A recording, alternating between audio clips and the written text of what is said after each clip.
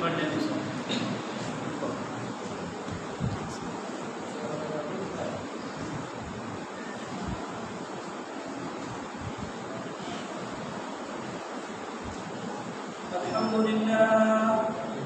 الحمد لله نحمده ونستعينه ونستغفره ونؤمن به ونتوكل عليه ونعوذ بالله من شرور أنفسنا ومن سيئات أعمالنا من يهده الله فلا مضل له ومن يضلله فلا هادي له ونشهد أن لا إله إلا الله وحده لا شريك له ونشهد أن سيدنا ومولانا محمدا عبده ورسوله أرسله بالحق بشيرا ونذيرا أما بعد فقد قال رسول الله صلى الله عليه وسلم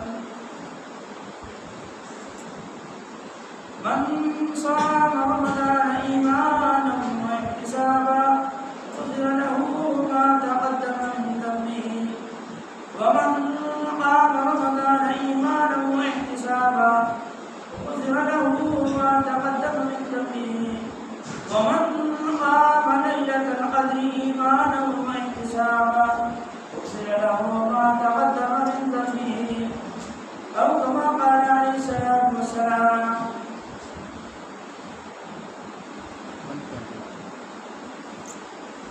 بخشنے پہ آئے جب اللہ امت کے گناہوں کو تحفے میں پھر امت کے گنہگاروں کو رمضان دیتا ہے. فلک میرا زمیں میری جو تو نہیں تو کوئی شے نہیں میری الٹ کر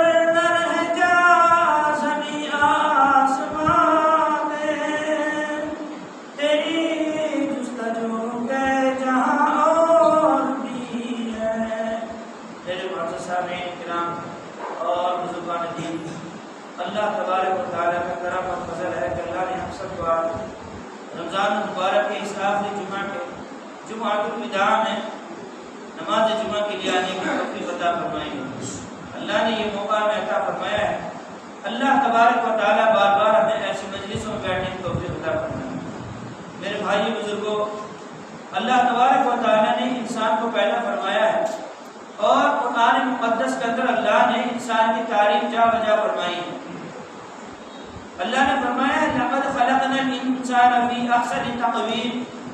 میرے بھائیو، اللہ نے اندازہ لگاؤ 18,000 سے زائد کم و بیش مخلوقات کو پیدا فرمایا، لیکن اللہ نے میرے بھائیو علی الان ایسی کسی مخلوق کی تعریف نہیں کی ہے جیسے حضرت انسان کی تعریف فرمائی ہے کہ بے شک میں نے 3 چیزوں کی میرے بھائیوں کو قسم کھا کے بتایا جا رہا ہے کہ انسان کو اللہ نے بہت خوبصورت ڈھانچے کے اندر پیدا فرمایا ہے، بہت خوبصورت شکلوں میں پیدا فرمایا ہے.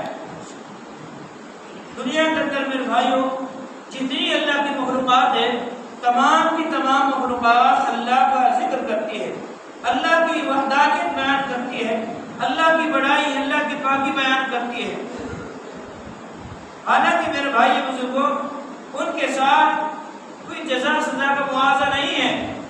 روایتوں میں پتہ چلتا ہے پیارے آقا صلی اللہ علیہ وسلم نے فرمایا کہ اللہ کا عدل تو قائم ہے کہ اللہ تبارک و تعالیٰ ایک وہ بکری جو سینگ والی جس نے بے سینگ بکری کے مارا ہو، اللہ تبارک و تعالیٰ بلائیں گے اور اس بے سینگ بکری کے جس کے سینگ نہیں ہے، جس کو سینگ والی بکری نے ضرب دی ہے تو اس کو سینگ عطا کیے جائیں گے اور اپنا بدلہ لے لے. جب وہ بدلہ لے لے گی اللہ فرمائیں گے خود کو ترابا کہ اب مٹی ہو جائے تو مٹی ہو جائے. بس آقا امین المؤمنین خلیفۃ المسلمین حضرت سیدنا ابی بکر رضی اللہ تعالیٰ فرمایا کرتے تھے کاش مجھے تو میری ماں نے جنا ہی نہ ہوتا جی، کہ نہ مجھ سے کوئی سوال جواب ہوتا نہ کوئی معاوضہ ہوتا. کئی فرماتے شاید میں تو ایک تنکا ہوتا میں کہ جس سے کوئی معاوضہ نہ کیا جاتا. میرے بھائیوں، آج اللہ نے نعمتیں دی ہیں، آج اللہ کی رحمتیں نازل ہو رہی ہیں، رمضان مبارک کی شکلوں میں نازل ہو رہی ہیں. قرآن پاک کے سننے سنانا کی شکلوں میں نازل ہو رہی ہیں اور تراویح کی شکلوں میں نازل ہو رہی ہیں، یہ افطار و سحر کی شکلوں میں نازل ہو رہی ہیں، ماں باپ کی خدمتیں کرنے میں نازل ہو رہی ہیں، یتیم مسکین کا مدد کرنے میں نازل ہو رہی ہیں، بڑوں کا احترام کرنے میں نازل ہو رہی ہیں، چھوٹوں میں شفقت کرنے میں نازل ہو رہی ہیں، خیرات کرنے میں، زکوٰۃ دینے میں، بہت ساری چیزیں۔ یہ دراصل اللہ کی رحمتیں ہیں، اللہ سے قرب کرنے کا، اللہ سے نزدیک ہونے کا ایک ذریعہ ہے میرے بھائیوں۔ لیکن اندازہ لگاؤ اسی پر اکتفا نہیں، بلکہ ایک دن آئے گا میرے بھائیوں مجھے اور آپ کو اللہ کے حضور میں کھڑا ہونا ضروری ہوگا، اور وہ دن میرے بھائی 50,000 برس کا ہوگا، جس دن میرے بھائی بچے بھی بوڑھے ہو جائیں گے۔ اندازہ لگاؤ 50,000 سال کا۔ آج میرے بھائیوں یہ تھوڑی دھوپ، تھوڑی دیر 1 گھنٹہ پر دھوپ میں ہم کھڑے نہیں ہو سکتے ہیں، تو کیسے برداشت کیا جائے؟ تو اس کو برداشت کرنے کے لیے میرے بھائیوں اعمال صالحہ کا ذخیرہ چاہیے۔ رمضان کے پہلے عشرے میں محنت چاہیے، رمضان کے دوسرے عشرے میں توبہ استغفار اللہ کو چاہیے، رمضان کے تیسرے عشرے میں بالکل میرے بھائیوں اللہ کے حضور میں منہمک ہونے کی ضرورت ہے، راتوں میں گریہ وزاری کی ضرورت ہے، اپنے گناہوں کو یاد کر کر کے میرے بھائیوں اللہ تبارک و تعالیٰ سے توبہ اور استغفار کی ضرورت ہے۔ آج میرے بھائیوں رمضان مبارک کا مہینہ ختم ہونے جا رہا ہے، یہ آخر مہینہ ہے میرے بھائی، آخر عشرہ ہے اور آخر گھڑیاں چل رہی ہیں۔ آپ کو معلوم ہے کہ دن کا اطلاع سورج چھپنے تک ہوتا ہے، جب روزہ ہم افطار کرتے ہیں یہ دن جو ہے بدل جائے گا۔ اسلامی کیلنڈر کے اعتبار سے تاریخ چینج ہو جاتی ہے، بدل جاتی ہے، تو چند گھنٹوں کا ہے میرے بھائیوں، چند یہ رمضان مبارک کا مہینہ ہے۔ اب نہ جانے آئندہ سال کتنوں کی زندگی میں آئے گا اور کتنوں کی زندگی میں نہیں آئے گا۔ اللہ ہمیں بار بار ہماری زندگی میں میرے بھائی بزرگوں رمضان مبارک کے مہینے کی ادائیگی اور رمضان کا مہینہ بار بار آتا ہے، ایسی توفیق عطا فرمائے۔ الحمدللہ جیسے میں نے زکوٰۃ کا، فطرے کا، صدقات کا اعلان کیا، ہمارے قاری محمد مستقیم صاحب جو نارائن گڑھ مدرسے سے آپ کی خدمت میں آتے رہتے ہیں، ایسے ہی بادشاہ عبدالحق بیٹھے ہوئے ہیں، اور بڑھیا سے مولانا عبدالرحمان صاحب تشریف لائے ہیں جو حضرات بڑھیا کے مدرسے کا تعاون کرنا چاہے وہ۔ اور ایک اور بات میں آپ سے عرض کر دوں، ہمارے درمیان الحمدللہ یہاں آج ام المدارس دارالعلوم دیوبند سے مولانا تشریف فرمائے، تو تمام حضرات جمعے کی نماز کے بعد ضرور رسید فرما کے جائیں۔ یہ تمام میرے بھائیوں دارالعلوم کی جو مدرسے ہے، دارالعلوم ہے، وقف دارالعلوم ہے، مظاہر ہے، مظاہر جدید ہے، تمام پوری دنیا کے ہندوستان کے خاص طور سے ویسے پوری دنیا کے مدارس اسلامیہ کے سرپرست ہیں، بڑے ہیں۔ ہم جیسے کہ ایک ایسے مدرسے میں کچھ رقم راشی لگ جائے تو بڑی سعادت مندی کی بات ہے۔ مولانا بیٹھے ہیں نماز کے بعد سبھی حضرات۔ تو میں عرض کر رہا تھا کل عید کا دن ہے دوستوں بزرگوں، العید لیس لمن لبس الجدید، عید کا مطلب یہ نہیں ہے کہ نئے کپڑے پہن لیے، مٹھائی تقسیم کر لی، مٹھائی کھا لی، اور میرے بھائی رشتے داروں کے یہاں جی عام طور پر ہو گئی، بس یہ عید نہیں ہے۔ عید یہ ہے، یہ تصور کریں جیسے اپنے بچوں کے لیے آپ کپڑے بنوا رہے ہیں، اپنی ذات کے لیے لباس بنوا رہے ہیں، جائز ہے، اچھی بات ہے، پہننا چاہیے۔ پیارے آقا صلی اللہ علیہ وسلم نے فرمایا کہ نیا کپڑا پہننا چاہیے، اگر نیا نہ ہو کم از کم جو تمہارا کپڑا پرانا ہے اس کو صاف ستھرا کر کے پہنو۔ یہ آقا نبی علیہ السلام کی سنت ہے۔ لیکن اس کے ساتھ یہ فرمایا اپنے گھر کے اندر یہ تلاش کرو کہ غریب کون ہے، مسکین کون ہے، اپنے خاندان میں تلاش کرو، اپنے محلے میں تلاش کرو، اپنے گاؤں میں تلاش کرو۔ یا وہ بنا بیوہ رہتی ہے، اس کے 2 چھوٹے بچے ہیں، پتہ نہیں ان کے کپڑے بنے ہیں کہ نہیں بنے ہیں، جاؤ میرے بھائی، اگر آپ اس کی مزاج کرسی کے لیے جاؤ گے اور اس کے بچوں کی کفالت کے لیے جاؤ گے، یہ آپ کا جانا ہر قدم پر اللہ تبارک و تعالیٰ 70 نیکی آپ کو عطا فرمائیں گے۔ رمضان کا مہینہ چل رہا ہے تو میرے بھائی یہ بہت ضروری عمل ہے۔ آپ پوری رمضان سے سنتے رہے ہیں، اپنی تاریخ کے لیے اگر آپ نے 10 چیزیں تیار کی ہیں تو کم از کم 2 یا 4 چیز غریب مسکین یتیم کے لیے بھی تیار کرو، یا اپنے دسترخوان میں یتیم مسکین کو ضرور بٹھا لیا کرو۔ اگر ایسا نہ ہو، ایسی جگہ جا کر اپنے گھر سے افطاری لے کے، جیسے کہ عام طور سے مساجد کے اندر رواج ہے، وہاں جا کے بیٹھ جاؤ، دل میں یہ نہیں کرو میں جو افطاری لے کے جا رہا ہوں کوئی یتیم مسکین ہے، کوئی نمازی حضرات ہے، اللہ والا ہے، میری افطاری میں کوئی لقمہ اس کے منہ میں چلے جائے میں بھی روز محشر جزا کا مستحق ہو جاؤں گا۔ تو بھائیو یہ عرض کر رہا ہوں آپ لوگوں سے کہ یہ یتیم مسکین کا ان کی بڑی تعریف آئی ہے. فرمایا جہاں جا اللہ نے فرمایا مظلوم کی بد دعا سے بچو وہاں یتیم کا بستر ہے. بہت ساری قومیں ایسی ہیں جنہوں نے اپنی بستیوں میں اپنے گھروں کی یتیم مسکینوں کی خبر گیری نہیں کی ہے. اللہ تبارک و تعالیٰ نے مالی عذاب میں نازل کر دیا, ان کے مال خراب ہو گئے, تباہ برباد ہو گئے. اس لیے میرے بھائیوں قرآن مقدس کے اندر اللہ تبارک و تعالیٰ نے فرمایا ہے أَرَأَيْتَ الَّذِي يُكَذِّبُ بِالدِّينِ فَذَلِكَ الَّذِي يَدُعُّ الْيَتِيمَ وَلَا يَحُضُّ عَلَى طَعَامِ الْمِسْكِينِ. اللہ تبارک و تعالیٰ فرماتے ہیں اے میرے محبوب صلی اللہ علیہ وسلم, کیا آپ نے اس کو نہیں دیکھا, اس آدمی کو نہیں دیکھا جو قیامت کے دن کو جھٹلاتا ہے. قیامت کو دن کو جھٹلاتے ہیں وہ کون لوگ ہیں؟ یہ جو یتیموں کا حق مارتے ہیں, جو یتیم مسکینوں کو دھکے دیتے ہیں. دوستو بزرگوں, ہم سب کی ذمہ داری ہے کہ اللہ نے یہ موقع دیا ہے.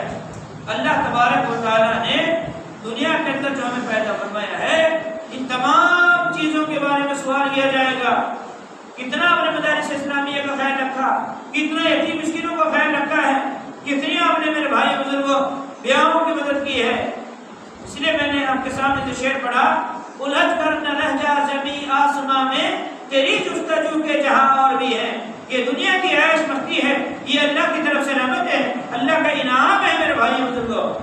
لیکن جب ان نعمتوں کو استعمال کر کے اللہ کے حکموں کے مطابق زندگی گزاریں گے, اللہ کا شکر ادا کریں گے.